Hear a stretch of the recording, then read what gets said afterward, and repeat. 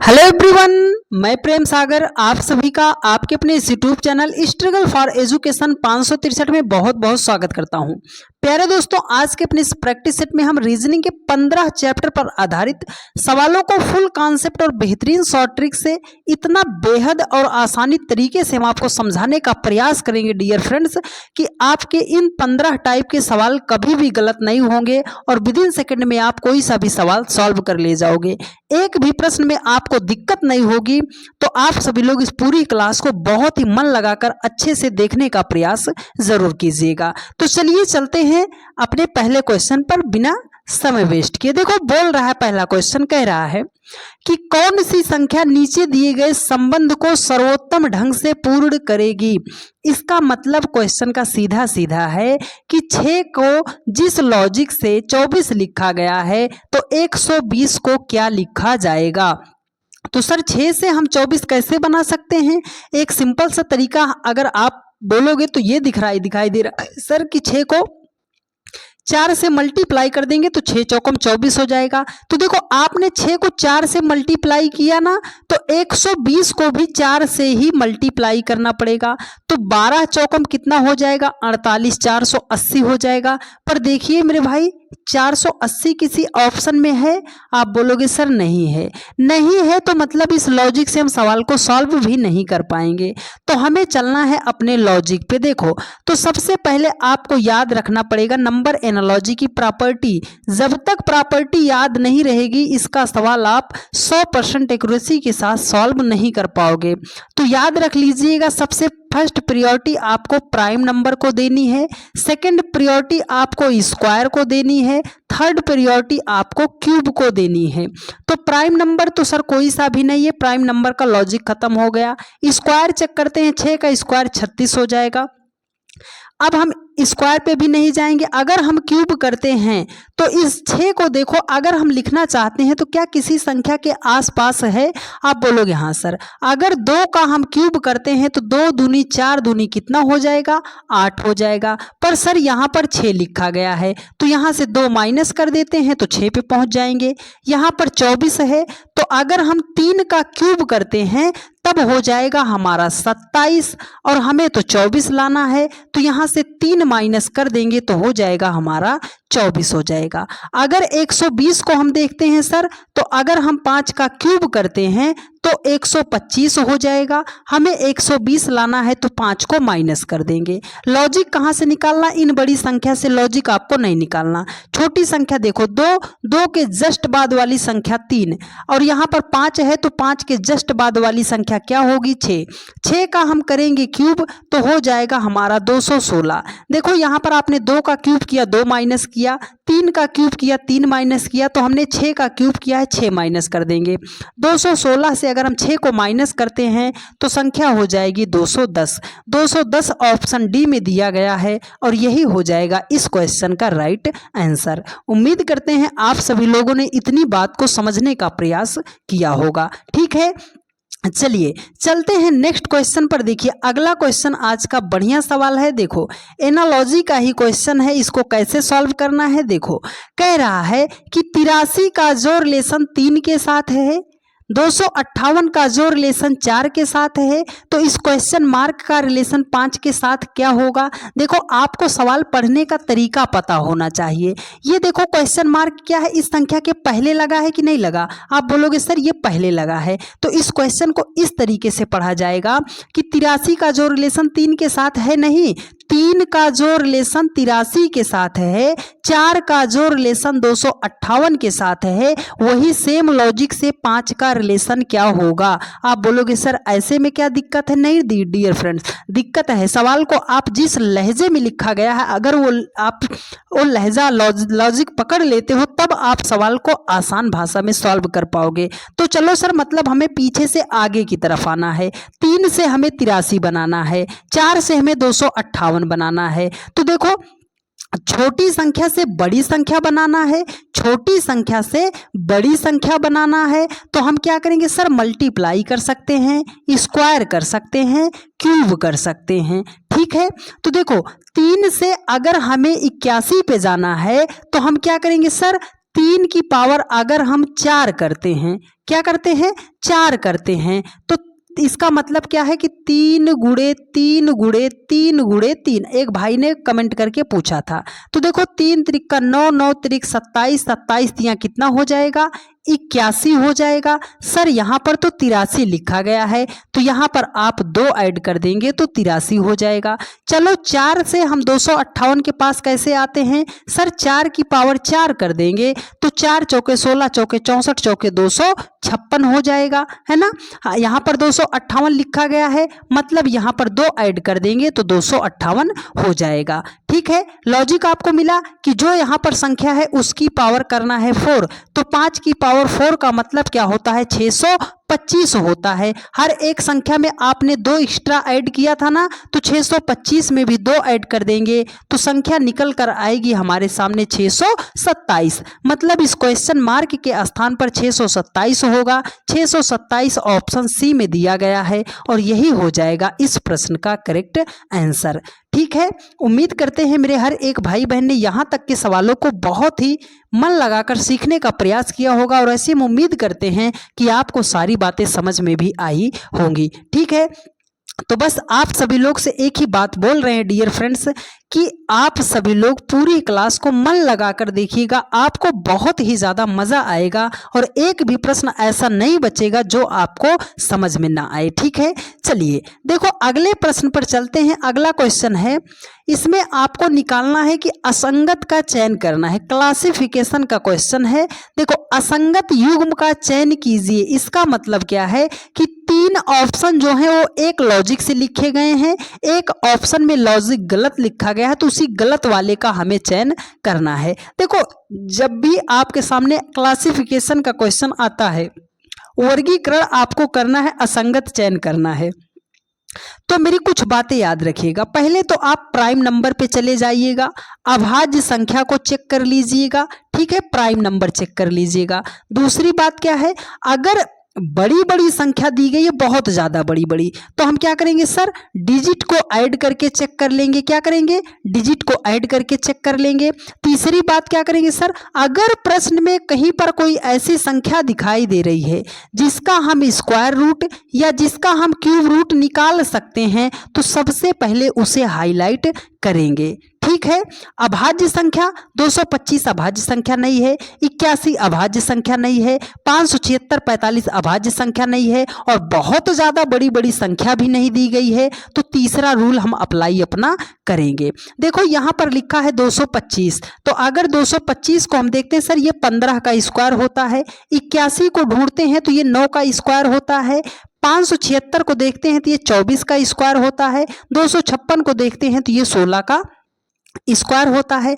अब इस 15 और इस 29 का क्या रिलेशन है, इस 9 और इस 17 का क्या रिलेशन है। आप बोलोगे सर ये 29 जो है इस 15 का लगभग डबल है। कैसे डबल है, देखो अगर 29 में 1 हम जोड़ देंगे तो 15 दूने 30 हो जाएगा, 17 में 1 जोड़ देंगे तो ये 18 हो जाएगा और 9 का डबल करेंगे तो 18 हो जाएगा। यहाँ पर 31 है, अगर 1 जोड़ देते हैं तो 32, 16 का डबल करेंगे तो 32 हो जाएगा। यहाँ पर 45 है, 1 जोड़ेंगे तो कितना हो जाएगा, 46। लेकिन अगर हम 24 का डबल करते हैं तो कितना हो जाएगा, 48 हो जाएगा। तो यहाँ पर ये पहला, दूसरा और ये फोर्थ एक समान लिखे गए हैं। सबसे अलग कौन सा है सर, ऑप्शन सी दिया गया है और यही हो जाएगा इस प्रश्न का करेक्ट आंसर। तो पूरा आपको कॉन्सेप्ट भी हमने बता दिया है, तो आप याद करते हुए चलिएगा। ठीक है, देखो अगले प्रश्न पर चलते हैं। देखो अगला प्रश्न आपके सामने है, कोडिंग डिकोडिंग का बढ़िया सवाल है। देखो यहाँ पर कह रहा है कि एक कूट भाषा में केक को 64 के रूप में कूटबद्ध किया जाता है और वेफर को जो है 125 के रूप में कूटबद्ध किया जाता है। उसी भाषा में बिस्कुट को कैसे कूटबद्ध किया जाएगा। तो देखो यहाँ पर लेटर दिए गए हैं, लेटर का प्लेस वैल्यू हमें याद होना चाहिए, लेकिन उससे भी ज़रूरी बात हमने एक छोटी सी बात अभी आपको बताई थी। देखो अगर इस 64 को हम लिखना चाहते हैं तो इसे हम 4 का क्यूब कर सकते हैं कि नहीं कर सकते। 4 चौके 16, चौके 64 हो जाएगा। 125 को लिखना चाहते हैं तो सर 5 का क्यूब कर देंगे, 5 हम 25 पंजे 125 हो जाएगा। तो इस केक को आपको 4 बनाना है। सर केक को अगर हम 4 बनाना है तो कैसे बनाएंगे? आपको लेटर काउंट कर लें, 1 2 3 4, इसमें 4 लेटर थे, उसी 4 का क्यूब कर दिया तो हो गया 64। वेफर में देखते हैं तो 1 2 3 4 5 लेटर थे, उसी 5 का क्यूब कर दिया तो 125 आ गया। तो बिस्किट में कितने लेटर हैं? 1 2 3 4 5 6 7, कितने लेटर हैं? 7। तो हमें करना है 7 का क्यूब, तो 7 का क्यूब कितना होता है? 343 हो जाता है। ऑप्शन ए में दिया गया है और यही हो जाएगा इस प्रश्न का राइट आंसर। आपका वो मेरा कॉन्सेप्ट यहाँ पर अप्लाई करके आपने देखा, बहुत ही सरल भाषा में आपका आंसर आ गया। वही बात थी ना कि यदि प्रश्न में आपको कोई ऐसी संख्या दिखाई दे रही है जिसका आप स्क्वायर रूट या जिसका आप क्यूब रूट निकाल सकते हो तो सबसे पहले उसे हाईलाइट कर लीजिएगा। ये पूरे रीजनिंग में आपको बहुत ही ज़्यादा फायदा करेगा डियर फ्रेंड्स, तो आप इसको जो है हाजमा वर्धक की गोली समझकर निकल जाइएगा। ठीक है, देखो ये ब्लड रिलेशन का क्वेश्चन है, तो ब्लड रिलेशन के सवाल को सॉल्व करने से पहले मात्र 20 सेकंड में आप मेरा कॉन्सेप्ट समझ लीजिए। देखो जब भी आता है ब्लड रिलेशन का क्वेश्चन, इसको आप अपने रिश्तों पर लेकर सॉल्व कीजिएगा। ठीक है, दूसरी बात, अगर मेल की बात कर रहा है तो उसे हम प्लस दर्शाएंगे, फीमेल की बात कर रहा है तो उसे माइनस, पुरुष की बात करेगा तो प्लस और महिला की बात करेगा तो उसे माइनस, विवाहित जोड़ा मिल रहा है तो उसे हम डबल बॉन्ड से दर्शा देते हैं। ठीक है, अपने ऊपर लेने का मतलब ये मान लो आप हो, जैसे दिखाई देता है पिता तो पिता आप ऊपर चले जाना, वो देखा है बेटा आप यहीं पर हो बेटा तो बेटा ये तुरंत नीचे चला जाएगा, आप यहीं पर हो मम्मी तो ऊपर एक पीढ़ी चली जाएंगी, बोल दिया चाचा तो एक पीढ़ी ऊपर चली जाएंगी, बोल दिया आपका बेटा आपकी बेटी तो सर वो नीचे चली जाएगी। बस इतनी बात आपको याद रखना पड़ेगा। देखो सवाल कह रहा है कि a प्लस बी का अर्थ है ए जो है बी का पिता है, ये जो पहले वाला है ये दूसरे वाले का पिता है, तो हमें चिन्ह निकालना है। देखो यहाँ पर प्लस है ना, तो प्लस का मतलब क्या है कि ये पहले वाला दूसरे वाले का क्या है, तो यहाँ पर बोल रहा है ना कि पहला वाला जो है दूसरे वाले का पिता है, मतलब ये जो पी है पिता है, किसका पिता है? क्यू का पिता है। इतनी बात आपको पता चली डियर फ्रेंड्स। अब यहाँ पर देखो स्टार बना है ना ये, तो यहाँ पर स्टार बना, स्टार का मतलब क्या है कि ए जो है बी का भाई है, ये जो पहले स्टार किन दो नंबर इन लेटर के बीच है क्यू और आर के, तो ये जो पहले वाला है ये दूसरे वाले का भाई है, ये जो क्यू है ये भाई है, किसका भाई है? आर का भाई है। अब देखो यहाँ पर माइनस है, माइनस का मतलब क्या है? माइनस यहाँ पर लगा है, ए जो है बी की माता है, ये जो आर है यस की माता है, माता है तो ये ऊपर रहेगी, यस कहाँ चली जाएगी? नीचे चली जाएगी। अब देखो बोल रहा है कि क्यू यस से किस प्रकार संबंधित है, ये जो क्यू है वो यस का क्या लगेगा? तो आप बोलो अपने रिश्ते पर ले ले सर, ये मान लो हम हैं, ये हमारी मम्मी है, ये मम्मी का भाई है, तो मम्मी का भाई हमारा क्या लगेगा? आप बोलोगे सर वो तो मामा जी लगेंगे हमारे। कौन लगेंगे? मामा जी लगेंगे। तो मामा ऑप्शन बी में दिया गया है और यही हो जाएगा इस प्रश्न का करेक्ट आंसर। ठीक है, आई बात समझ में? मजा आया ना डियर फ्रेंड्स? चलिए इसी मजे के साथ चलते हैं हम नेक्स्ट क्वेश्चन पर। देखिए अगला क्वेश्चन, आगे के जितने सवालों पर हम बढ़ेंगे वो बहुत ही बढ़िया बढ़िया सवाल हैं। देखो इतना लेंदी सवाल ये लग रहा होगा कि सर इसको हम डायरेक्शन टेस्ट का सवाल है कैसे बनाएंगे। यकीन मानिएगा महज 5 सेकंड के अंदर इस सवाल को सॉल्व करना बता देंगे, बस मेरा बात याद रखिएगा। देखो कह रहा है जब भी ऐसा प्रश्न आता है, दिशा का क्वेश्चन आता है, तो आपको दिशा का पता होना चाहिए। दिशा, अरे वो दिशा लड़की वाला नहीं यार, डायरेक्शन है ना, दिशाएं आपको पता होनी चाहिए। मैप में जो होता है ऊपर की तरफ आपका उत्तर होता है और नीचे की तरफ आपका दक्षिण होता है, दाएं हाथ पे आपका पूरब होता है, बाएं हाथ पे आपका पश्चिम होता है। इतनी बात पता है? चलो अभी अगर ऐसा प्रश्न आता है, देखो वो लास्ट में प्रश्न पढ़ लो। देखो कह रहा है उसने प्रारंभ में किस दिशा में चलना शुरू किया था, मतलब आपको ज्ञात क्या करना है? दिशा ज्ञात करना है। दिशा ज्ञात करना है ना, तो दो ही तरीके से चलेगा, या तो बाएं मुड़ेगा या तो दाहिने मुड़ेगा, लेफ्ट और राइट ही मुड़ेगा। ये बात आपको पता होनी चाहिए। ठीक है, देखो कह रहा है कि रवि किसी दिशा की ओर चलना प्रारंभ करता है, हमें वो दिशा नहीं पता है कि किस दिशा में वो गया है। कह रहा है कि वह 20 मीटर चलने के बाद बाएं मुड़ता है, बाएं का मतलब लेफ्ट मुड़ गया, वो बाएं मुड़ गया। अब बोल रहा है मुड़ता है और 15 मीटर चलता है, उसके बाद वह दाएं मुड़ता है, दाएं का मतलब हमने राइट लिख दिया।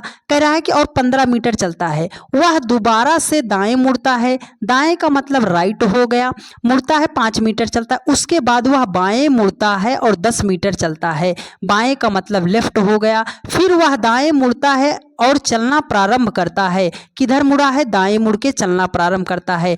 यदि उसकी अंतिम दिशा पश्चिम में है, अंतिम दिशा वो किस दिशा में है, उसका मुख जो है यहीं पर है पश्चिम दिशा में, तो उसने प्रारंभ में किस दिशा में चलना शुरू किया था, पूछ रहा है किस दिशा में चलना शुरू किया है, वो उसका मुख अभी यहीं पर है। तो देखो आपको क्या करना, एक लेफ्ट मिल गया एक राइट कट कर दीजिए, एक राइट मिल गया एक लेफ्ट मिल गया कट कर दीजिए। यहां पर क्या है, राइट, राइट का मतलब क्या है, दायां, क्या है, दायां, उसे मोड़ना है। लेकिन दायां मोड़ने से पहले आपको मेरा एक वर्ड याद रखना है कि रवि जो है किसी दिशा में चलना प्रारंभ करता है, हमें वो दिशा नहीं पता थी ना कि शुरुआत में वो किस दिशा में गया था, तो जो यहां पर दिशा आएगा उसका आपको अपोजिट डायरेक्शन लेना पड़ेगा। क्या लेना पड़ेगा, अपोजिट डायरेक्शन। अगर यहां पर आपका दायां बच रहा है तो आपको उसे बाईं तरफ मोड़ना है, अगर बाईं तरफ बचेगा तो दाहिना मोड़ना है। तो यहां पर दायां बचा है ना, उसे किस दिशा में मोड़ना है, बाईं दिशा में। यहां पर है वो बाईं तरफ मुड़ेगा तो किस दिशा में आके पहुंच जाएगा सर,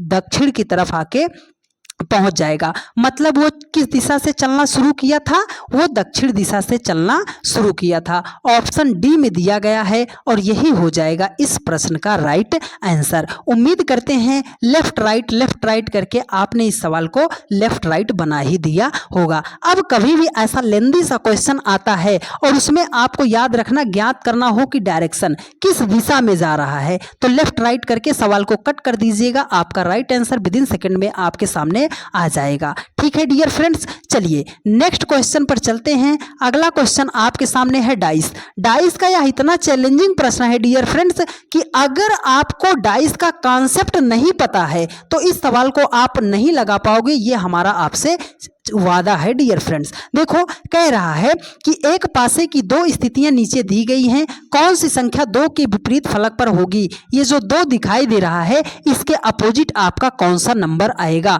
तो देखो डाइस के सवाल, इस सवाल को सॉल्व करने से पहले हम दो बातें बताते हैं। पहला है कि आपको कॉमन नंबर ढूंढना पड़ेगा कि कॉमन नंबर क्या होता है, और दूसरा बात क्या होता है कि एक ही डायरेक्शन से सवाल को हम सॉल्व करते हैं। सर 2 6 5 है, 3 4 1 है, कोई सा नंबर आपको कॉमन दिखाई दिया, सर कॉमन है ही नहीं। तो जब कॉमन नहीं मिला तब हम सवाल को कैसे सॉल्व करेंगे, तो कॉन्सेप्ट यहीं पर है, याद रखिएगा। डाइस होता है आपका दो प्रकार का, एक होता है सिंपल डाइस, दूसरा होता है स्टैंडर्ड डाइस। सिंपल डाइस का मतलब क्या होता है, साधारण पासा। साधारण पासा क्या होता है सर, बगल बगल दो फलक को अगर जोड़ने पर योगफल आपका 7 हो जाता है तो उसे हम बोलते हैं साधारण पासा। अगर योगफल 7 नहीं होता है तो उसे बोलते हैं हम मानक पासा। ठीक है, अब यहां पर ऐड करो, 6 5 कितना हो जाएगा 11, 6 2 कितना हो जाएगा 8, 5 और 2 को जोड़ेंगे तो कितना हो जाएगा 7, 4 और 3 को जोड़ेंगे कितना हो जाएगा 7, 3 1 जोड़ेंगे 4,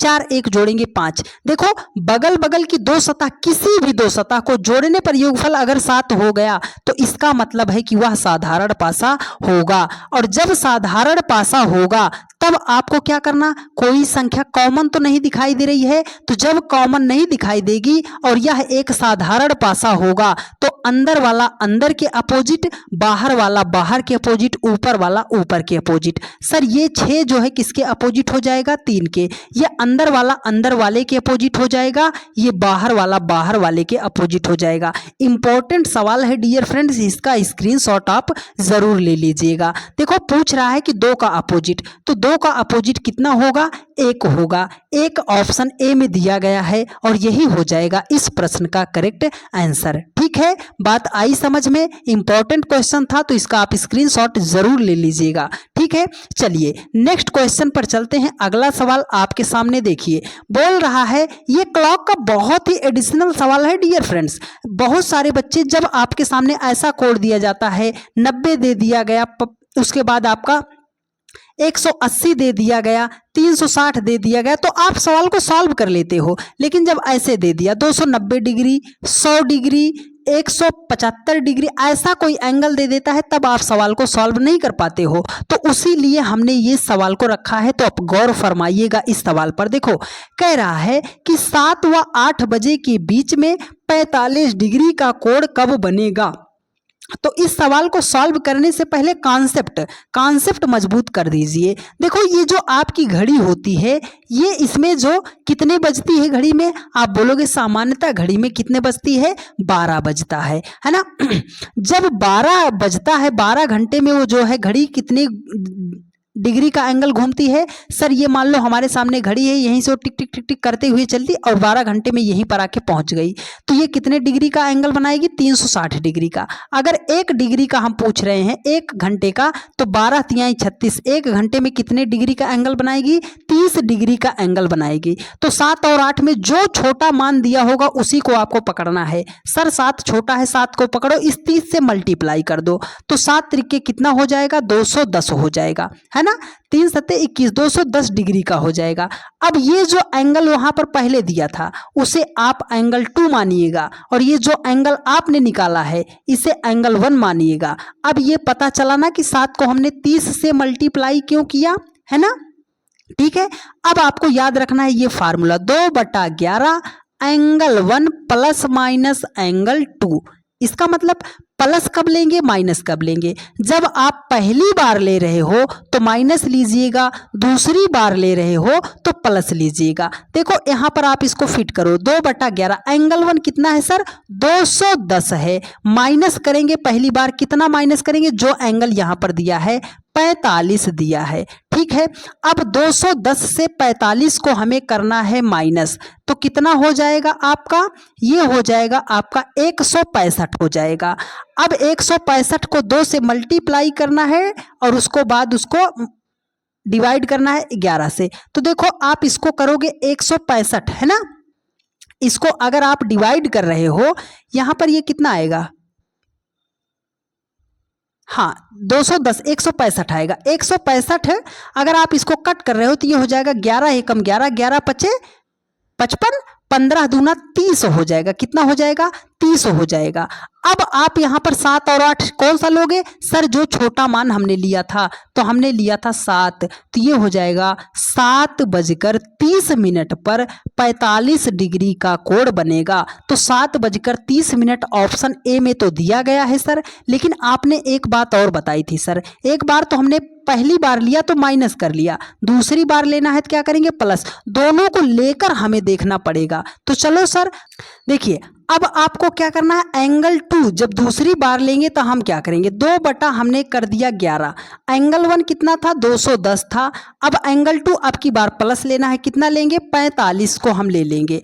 अब इसको सॉल्व करना है, 2/11, 210 में अगर हम 45 को ऐड करेंगे हो जाएगा 255 हो जाएगा। अगर इसे हम क्या करते हैं, मल्टीप्लाई करते हैं, तो ये हो जाएगा 5 दूने 10, है ना, 5 दूने 10, और उसके बाद ये हो जाएगा 5 दूने 10, 11, 2 दूनी 4, 1 5, 510 हो जाएगा। इसको डिवाइड किससे करना है, 11 से। तो 11 चौकम कितना हो जाएगा, 44 हो जाएगा। 11 चौकम 44, 7 हो गया, 70 हो गया। 11 चौकम 11 छंगे कितना हो जाएगा, 66 हो जाएगा। शेषफल कितना आ गया, 4। इसको लिखेंगे कैसे सर, 46 सही, ये नीचे जो है ऊपर भेज दो, 4 बटे कितना कर देंगे, 11। दोनों में कौन सा सर छोटा हम लेंगे, तो हमने कर दिया 7:46 सही। 4/11 पर भी आपका 45 डिग्री बनेगा। एक में आपने देखा 30 में बन रहा था, दूसरे में देखा आपने 7 सही 46, 7:46 सही 4/11 पर भी बन रहा है। तो मतलब ए और बी आपका करेक्ट आंसर हो जाएगा। ठीक है डियर फ्रेंड्स, तो इस तरीके से आपको सवाल को सॉल्व करना पड़ेगा, ये फार्मूला आपको याद रखना पड़ेगा। ठीक है, चलिए चलते हैं नेक्स्ट क्वेश्चन पर। देखिए अगला क्वेश्चन है, कह रहा है कि वर्ष 2011 का कैलेंडर वर्ष के कैलेंडर के समान होगा। मतलब सीधा सा है कि वर्ष 2011 का कैलेंडर जो है दूसरी बार कब दोहराया जाएगा। तो आपके सामने जब भी ऐसा प्रश्न आता है, आपको सिंपल सा इसको पकड़ना है, इसको आप लीप ईयर चेक कर लो। यहाँ पर 11 है, अगर 11 को हम डिवाइड करते हैं तो 4 दूनी कितना हो जाएगा, 8 हो जाएगा। शेषफल आपका कितना आ गया, 3, मतलब आपको शेषफल से है। देखो अगर लीप वर्ष होता है, लीप वर्ष होता है तब वहां पर आपको 28 जोड़ना पड़ता है। अगर लीप वर्ष में शेषफल 1 बचता, यहाँ पर 3 बचा है ना, अगर ये शेषफल 1 बचता तो वहां पर आपको +6 ऐड करना पड़ता। अगर लीप वर्ष 2 बचता तो आपको 11 ऐड करना पड़ता। अगर लीप वर्ष में शेषफल 3 बचता तो आपको यहाँ पर 11 ऐड करना पड़ता।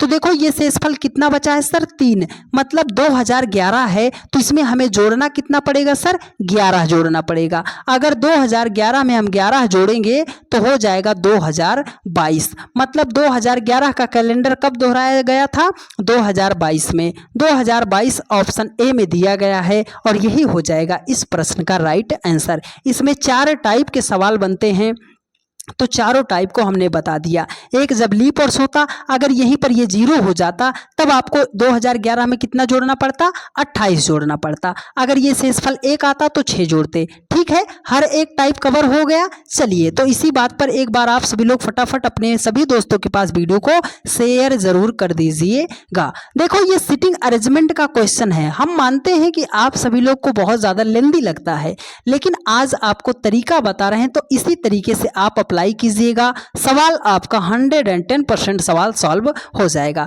देखो मेरी एक छोटी सी बात याद रखिएगा कि जब भी सिटिंग अरेंजमेंट का क्वेश्चन आता है, एक फिगर पर आपको काम नहीं करना, 2-3 फिगर एक्स्ट्रा आपको बना के रखना है। चलो बना, देखो कितने लोग हैं, 6 व्यक्ति हैं, तो हमने बना लिया। देखो एक सीधी पंक्ति में उत्तर की तरफ मुख करके बैठे हैं, तो हमने बना लिया। देखो 1 2 3 4 5 6 बना लिया। दूसरा ड्रा कर लिया, 1 2 3 4 5 6 ड्रा कर लिया।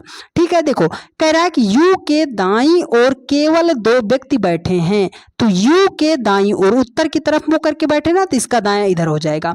तो यू के दाईं ओर कितने व्यक्ति बैठे हैं, केवल 2 व्यक्ति बैठे हैं। कह रहा है कि u और x के बीच केवल 2 व्यक्ति बैठे हैं। u और x के बीच 2 व्यक्ति बैठे हैं। अगर आप यहाँ पर x को बैठाते हो तो 1 व्यक्ति हो जाएंगे, तो x को हमें यहाँ बैठाना पड़ेगा। तो u और x के बीच कितने व्यक्ति हो जाएंगे, 2 व्यक्ति हो जाएंगे। देखो कह रहा है कि t जो है यस के ठीक दाएं बैठा है।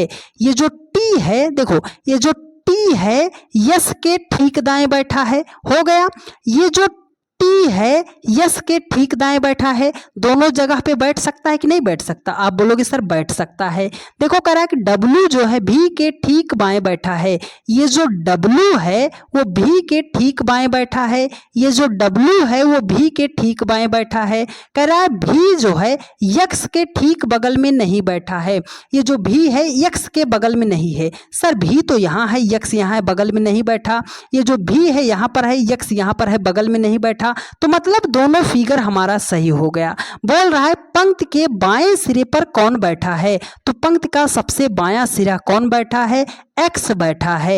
एक्स जो है ऑप्शन सी में दिया गया है और सी वाला ऑप्शन बी में है। यही आपका राइट आंसर हो जाएगा। उम्मीद करते हैं मेरे हर एक भाई बहन ने यहाँ तक के सवालों को बहुत ही शिद्दत से मन लगाकर समझने का प्रयास किया होगा और आपको सारी बातें समझ में भी आई होंगी। ठीक है, तो एक ज़रूरी सूचना आपको दे दे dear friends, SFE 563 play store से आप सभी लोग प्ले स्टोर से SFE 563 आपका अपना जो है ऐप जो है SFE 563 को आप सभी लोग डाउनलोड कर लीजिए।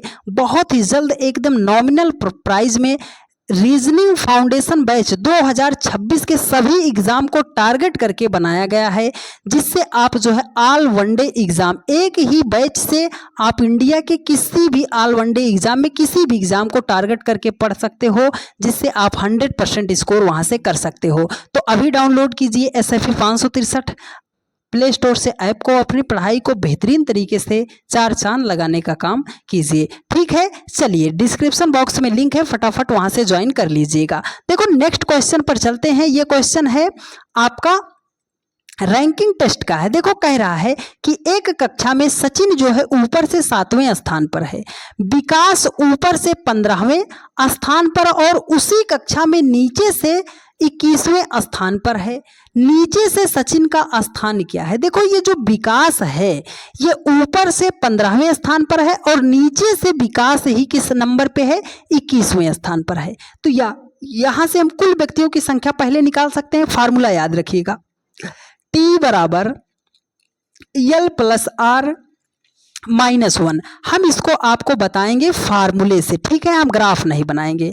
तो देखो ये लेफ्ट साइड ऊपर से है मतलब राइट साइड से है ना, लेफ्ट राइट कुछ भी आप कर लीजिएगा। हमने कर दिया 21, यहाँ से कर दिया -1, तो 15 और 21 को जोड़ेंगे 36, 1 माइनस कर देंगे तो कितना हो जाएगा? 35। मतलब उस पंक्ति में कुल कितने आदमी थे? 35 आदमी थे, जिसमें से सचिन जो है ऊपर से 7वें स्थान पर है। ये कुल व्यक्ति 35 हैं। तो हमने कहा T बराबर L प्लस R -1 किया। T बराबर कितने हैं? 35 हैं। ऊपर से सचिन जो है 7वें नंबर पे है। पूछ रहा है कि नीचे से सचिन का स्थान क्या है, तो नीचे से हमें नहीं पता, हमने कहा वो R है, -1 कर दिया। देखो 7 से 1 माइनस करोगे 6 हो जाएगा और इस 6 को इधर भेज दोगे तो माइनस हो जाएगा। तो 35 से अगर हम 6 माइनस करेंगे तो 29 हो जाएगा। इसका मतलब है कि वो नीचे से किस नंबर पे था? 29वें नंबर पे था। ये लेफ्ट राइट हम वैसे कर दे रहे हैं क्योंकि इसका कोई मतलब नहीं है, ठीक है, नहीं तो ये राइट होगा और यहाँ पर लेफ्ट हो जाएगा, ठीक है। तो 29 जो है ऑप्शन बी में दिया गया है और यही हो जाएगा इस प्रश्न का राइट आंसर, ठीक है। बस आपको ये फार्मूला याद रखना है कि T बराबर L प्लस R -1। कोई सा भी रैंकिंग टेस्ट का सवाल आपका विद इन सेकंड में सॉल्व हो जाएगा। चलिए डियर फ्रेंड्स चलते हैं नेक्स्ट क्वेश्चन पर। देखिए अगला क्वेश्चन आपके सामने है, नंबर सीरीज का बहुत ही लाजवाब सवाल है। देखो बोल रहा है कि निम्नलिखित प्रश्न श्रृंखला में अगली संख्या क्या होगी। सिंपल सा मतलब है कि क्वेश्चन मार्क के स्थान पर कौन सी संख्या आएगी। तो देखो 126 लिखा गया है, 217 लिखा गया है, 344 लिखा गया है। अगर आपका थोड़ा सा भी ध्यान पहुंच रहा है स्क्वायर रूट और क्यूब रूट जो हमने बात बताई थी, तो आप बोलोगे हाँ सर 126 के आसपास आपका 5 का क्यूब कर देते हैं तो 125 हो जाएगा, उसमें 1 जोड़ देंगे तो 126 हो जाएगा। 217 क्या दिखाई दे रहा है सर? 6 का क्यूब करेंगे उसमें 1 जोड़ देंगे तो 217 हो जाएगा। 344 है, अगर हम 7 का क्यूब कर देते हैं तो 343 हो जाएगा, उसमें 1 जोड़ देंगे तो 344 हो जाएगा। तो आपको लॉजिक जो है छोटी छोटी संख्या में ढूंढना है। सर 5 है, 6 है, 7 है, तो आगे कौन सी संख्या? 8। 8 का भी करेंगे क्यूब, उसमें ऐड करेंगे 1, तो 8 का क्यूब 512 होता है, उसमें 1 ऐड कर देंगे तो 513। ऑप्शन बी में दिया गया है और ऑप्शन बी जो है ऑप्शन सी के स्थान पर है। इस बात को आप जरूर ध्यान में रखिएगा, ठीक है। 513 यही आपका राइट आंसर हो जाएगा, ठीक है। चलिए डियर फ्रेंड्स चलते हैं नेक्स्ट क्वेश्चन पर। देखिए अगला क्वेश्चन है सैलोलिज्म का न्याय निगमन का सवाल है। बेहतरीन तरीका, बेहतरीन तरीका, बेहतरीन तरीका, ध्यान पूर्वक समझिएगा। देखो ये जो कथन दिया गया है, जब भी सैलोलिज्म का क्वेश्चन आता है तो इसको आपको 100% सही मानकर चलना है। इसको अपने रियल लाइफ से आपको बिल्कुल भी अटैच नहीं करना, नहीं तो आपका सवाल 110% गलत ही हो जाएगा। बात क्या है सर? बात यह है कि अगर सवाल ने बोल दिया कि दुनिया का जितना भी आदमी होता है वो सब पागल होता है, तो आप अपना दिमाग मत लगाइएगा कि सर सारे आदमी पागल तो नहीं हो सकते, कुछ आदमी बुद्धिमान भी हो सकते हैं। जहां पर आपने अपना दिमाग लगाया वहीं पर सवाल आपका फटाक से गलत हो जाएगा। जो कथन बोल देगा उसे आपको 100% सही मानकर चलना पड़ेगा, ठीक है।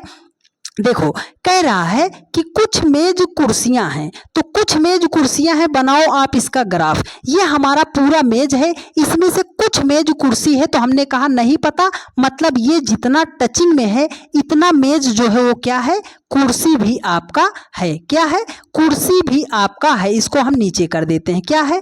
कुर्सी है, ठीक है। और ये हमारा मेज है, तो कितना मेज कुर्सी है सर? ये जितना टचिंग में मेज है वो कुर्सी है। कह रहा है कुछ कुर्सियां पलंग हैं, ये पूरा कुर्सी है लेकिन इसी में से कुछ कुर्सी क्या है? पलंग है। क्या है? पलंग है। कुछ कुर्सी क्या है? पलंग है। कितना कुर्सी पलंग है? जितना आपका टचिंग में है।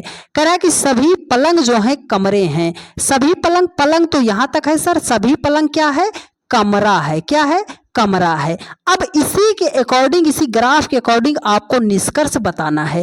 देखो कह रहा है कुछ कमरे मेज हैं। सर कमरा का गोला यहाँ तक मिल रहा है, मेज का गोला यहाँ तक मिल रहा है। कमरा और मेज का गोला टचिंग में नहीं है। जब टचिंग में नहीं है तो गलत हो जाएगा। अरे भाई शादी विवाह तो उसी का होगा जिसका रिश्ता लगेगा, है ना। आप किसी से थोड़ी शादी ऐसे कर सकते हो। देखा सुनी होगी, है ना। रिश्ते लगेंगे, जब दोनों का मैच खाएगा तभी शादी होगी। तो सेम बात यहाँ पर है कि अगर गोला टचिंग में नहीं है तो आपका रिलेशन नहीं बनेगा, वो गलत हो जाएगा। दूसरी बात देखो कह रहा है कुछ कमरे कुर्सियां हैं। कमरा कहाँ है सर? कमरा का गोला यहाँ तक है, कुर्सी का गोला यहाँ तक है। कह रहा कुछ कमरे कुर्सियां हैं। हाँ सर गोला टचिंग में कमरा और कुर्सी का है तो ये बात आपका 100% सही हो जाएगा। कह रहा कुछ पलंग कुर्सियां हैं। सर पलंग का गोला हमारा यहाँ तक है, कुर्सी का गोला यहाँ तक है, दोनों का गोला टचिंग हो गया, बात आगे बढ़ गई। तो इसका मतलब है कि ये आपका निष्कर्ष थर्ड भी आपका सही हो जाएगा। तो निष्कर्ष आपका फर्स्ट गलत हो जाएगा, बाकी का निष्कर्ष आपका सही हो जाएगा। कभी भी सैलोलिज्म का क्वेश्चन आता है तो इस तरीके से आप बनाइए, आपका सवाल 100% बन जाएगा। ठीक है डियर फ्रेंड्स, और अगर आपको मेरी सारी बातें समझ में आ रही हैं और आप चैनल पर नए हैं तो फटाफट आप सभी लोग चैनल को सब्सक्राइब कर लीजिएगा। वीडियो को अपने सभी दोस्तों के पास एक बार लगे हाथों दम लगाकर शेयर जरूर कर दीजिएगा। देखो कह रहा है कि निम्नलिखित प्रश्न में सही वेन आरेख चुने। आदमी, पिता और डॉक्टर में आपको ग्राफ बनाना है। आप में से मैक्सिमम बच्चे इसको गलत ही गलत जवाब देंगे। हम बता रहे हैं, देखो जो तरीका बता रहे हैं ये अप्लाई करके देखना। आप ये बताओ क्या दुनिया का जितना भी आदमी होता है वो सब पिता हो जाता है? आप बोलोगे सर दुनिया के जितने भी आदमी होते हैं सब पिता हो जाते हैं। सर हम भी तो आदमी हैं, हमारे बाल बच्चे तो ना हैं। जब बाल बच्चे हैं ही ना तो हम तो पिता नहीं बन सकते, है ना। भविष्य में बनोगे वो आप मत कीजिएगा, है ना, कि बाद में बन जाएंगे, नहीं, अभी वर्तमान में क्या हो। तो मतलब सारे आदमी पिता नहीं हो सकते। अब ये बताओ क्या दुनिया के जितने भी पिता होते हैं वो सब डॉक्टर हो जाते हैं? तो आप अपने पिता को ले लो, तो कुछ के पिता डॉक्टर होंगे, कुछ के पिता डॉक्टर नहीं होंगे। अब ये बताओ क्या दुनिया के जितने भी डॉक्टर हैं वो सब पिता हो जाते हैं? तो आप बोलोगे नहीं सर दुनिया के सारे डॉक्टर पिता नहीं हो सकते, है ना। डॉक्टर में महिलाएं भी आती हैं और महिलाएं तो पिता कभी नहीं हो सकती, लेकिन डॉक्टर में पुरुष भी आते हैं और कुछ पुरुष पिता भी हो सकते हैं। हाँ बात यहां तक सही है। अब ये बताओ क्या दुनिया के जितने भी पिता होते हैं वो सब आदमी होते हैं? आप बोलोगे बात ये 100% सही है कि जितने भी पिता होते हैं वो सब क्या होते हैं? आदमी होते हैं। ठीक है सर लेकिन कुछ पिता डॉक्टर भी होते हैं और कुछ डॉक्टर पिता भी होते हैं। कुछ डॉक्टर आदमी होते हैं लेकिन सभी डॉक्टर आदमी नहीं होते हैं। आदमी का मतलब पुल्लिंग से है, याद रखना।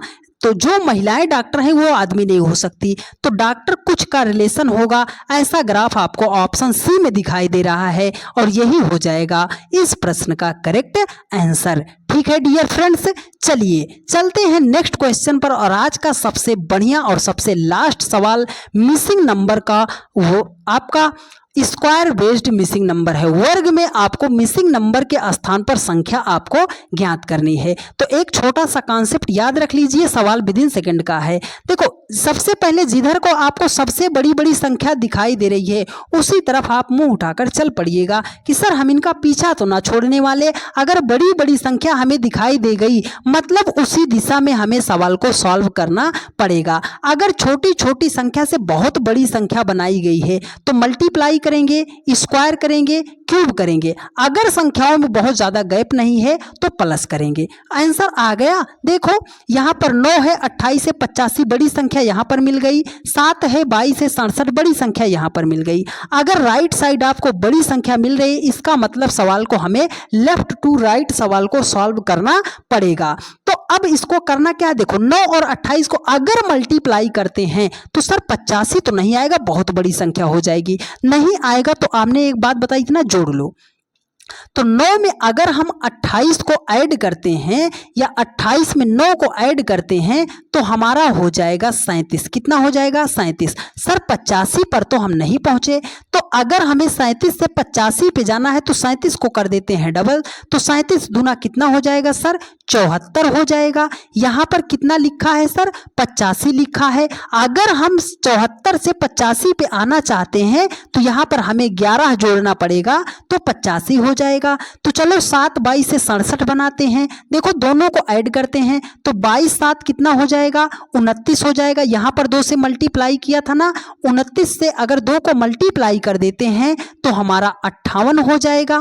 कितना हो जाएगा? 58 हो जाएगा।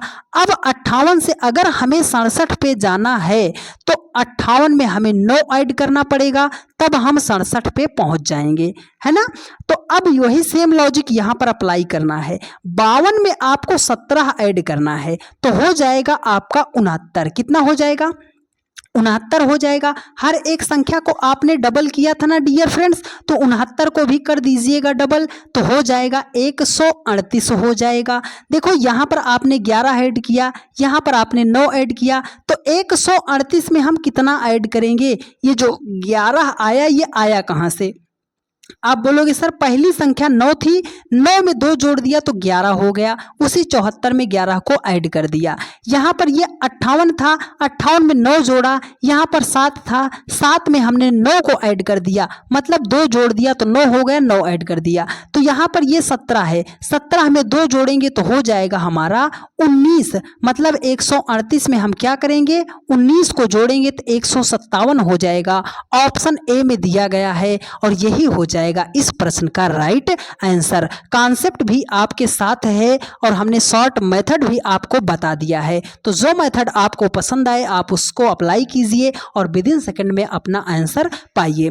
यदि आपको पूरी क्लास पूरा शिद्दत से मन लगाकर आपने देखा है और आपको सारी बातें समझ में आई हैं तो आपसे हम्बल रिक्वेस्ट है डियर फ्रेंड्स कि आप सभी लोग अपने इस परिवार को आज तक बहुत ही ज़्यादा प्यार दिया, बहुत ही ज़्यादा सपोर्ट किया है, तो अपना प्यार भरोसा और सपोर्ट अपने इस परिवार पर ऐसे ही बनाए रखिए और ज़्यादा से ज़्यादा अपने सभी दोस्तों के पास वीडियो को ज़्यादा से ज़्यादा शेयर ज़रूर करते रहिए। SFE 563 ऐप जो है प्ले स्टोर से आप सभी लोग डाउनलोड करके उसमें ज्वाइन कर लीजिए मोबाइल नंबर डालकर। जैसे ही हम बैच वहाँ पर लॉन्च करते हैं फटाफट आप सभी लोग बैच में रोल कर लीजिए। महज 1 माह के रिचार्ज के भीतर आपका जो है इतना बेहतरीन कंटेंट आपको प्रोवाइड कर दिया जाएगा कि 2026 का आप कोई सा भी एग्जाम वनडे का इसी एक रीजनिंग के बैच से आपका 100% स्कोर हो जाएगा। आपको इतना भरोसा तो हो गया होगा यह प्रैक्टिस सेट को देखकर। ठीक है, तो एक प्यारा सा कमेंट करके ज़रूर बता दीजिएगा कि आपको क्लास कैसी लगी है। और डेली की रात 8:45 पर यह क्लास चलती है, तो जहां कहीं पर भी रहा कीजिए 8:45 पर आप आके जुड़ जाया कीजिए। मिलते हैं आप लोगों से नेक्स्ट वीडियो में। धन्यवाद।